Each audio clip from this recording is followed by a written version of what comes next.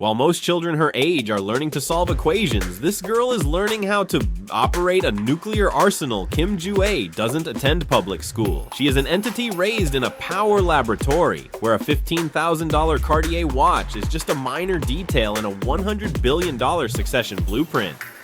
You might call this luxury, but I call it preparation. Every designer outfit is a message. This empire isn't weakened by sanctions, it's simply rebranding. Welcome to today's podcast. We will decode the economic logic behind Office 39, the bottomless wallet funding the future of North Korea's first ever female supreme leader. To understand how Ju-ae spends, we must know where the money comes from. Forget the Ministry of Finance. Let's talk about Office 39, an entity that operates like a multinational corporation, but with sovereign immunity. In developed nations, illicit wealth puts you in prison. Here, it's a national strategy, from hacking billions in crypto to producing super notes. Office 39 is a money printing machine that never sleeps. The economic logic here is brutal. Zero marginal cost. They don't need to innovate like Silicon Valley. They just need to crack someone else's system to fund the princess's Dior bags. This isn't a national budget, it's a family wallet. Every dollar earned doesn't flow into hospitals or schools. It flows into underground supply chains to keep Ju-ae's world glittering. In developed cities like Seoul or Tokyo, the ultra-rich still share the same boulevards with commoners. But Ju-ae lives in a parallel urbanism, where isolation is the ultimate luxury. Residence 55 spans 12 square kilometers, with its own private railway station and nuclear bunkers. This isn't a home, it's a micronation designed so Ju-ae never has to witness the reality of her own country. Consider this, her $1,900 Dior jacket costs as much as an average North Korean's income for 1.5 years. This gap isn't just about wealth, it's a century-wide disconnect. Psychology calls this a fortress mentality. When you grow up behind anti-aircraft guns, you aren't raised to be a citizen, you are raised to be an entity entirely detached from humanity.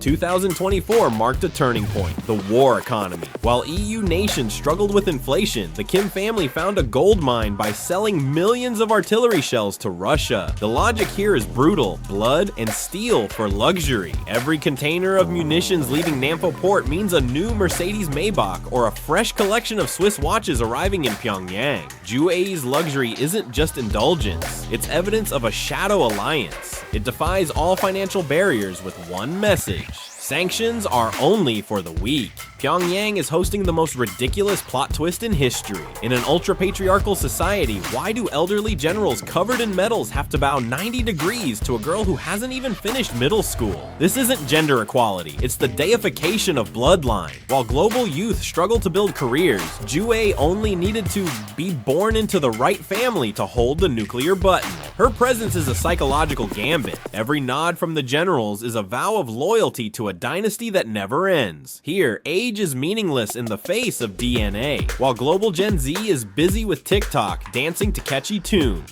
Pyongyang's only Gen Z is busy, inspecting missile silos. She has everything: Dior coats, white horses, power. But Ju-ae lacks the right to be normal. She's nailed to a script written by a dictatorial father who loves her dearly, a twisted kind of love, gifting her a world of luxury while stripping away her freedom to be herself. The irony lies there. Kim Jong-un wants his daughter to be a queen, but unintentionally turns her into a trophy for the regime. He builds her a palace of gold bricks, but forgets to install windows for her to see the real world.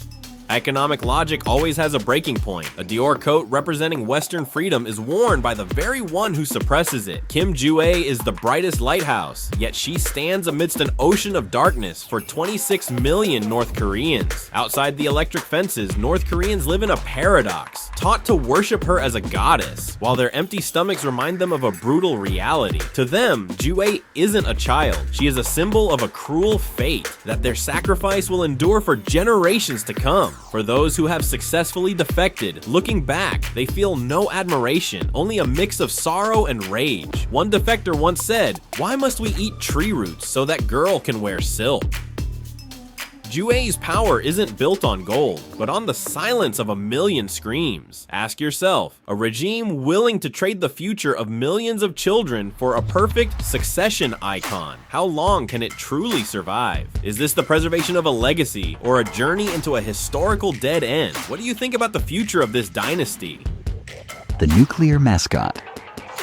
Why does Ju Ae always appear next to massive missiles? The conspiracy theory here: Kim Jong-un is using his daughter as an emotional shield. He wants the world to see nukes not as tools of destruction, but as protection for the future of his own daughter.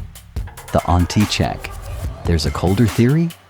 Ju Ae is a tool to restrain Kim Yo-jong, the powerful aunt whose influence is growing. By putting his daughter forward, Kim Jong-un is reminding his sister, "This throne has an heir, and it's for my child, not you." Look at the positioning. Kim Yo-jong is often pushed to the edges or carrying papers, while Ju Ae is at the center. This is a visual soft purge, a steel-cold internal message about the priority in the Pak-2 bloodline. The sick king smokescreen. Why the rush when Ju Ae is only 13? Many analysts believe Kim Jong-un's health is in serious trouble. Introducing Ju Ae early is to prepare for a sudden power transition, preventing the country from falling into chaos.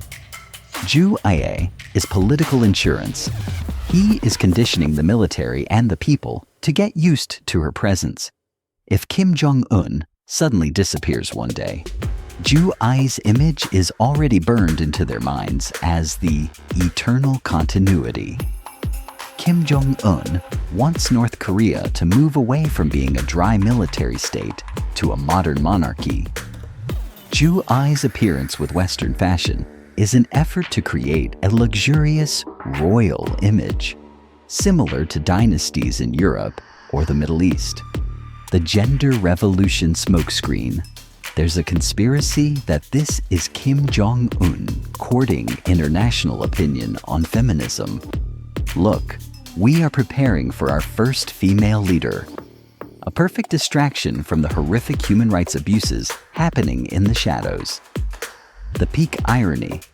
Ju Ae is a symbol of female power in a country where ordinary women are treated as labor tools. She isn't a symbol of progress. She is the bait to give the world a more sympathetic view of a dictatorship.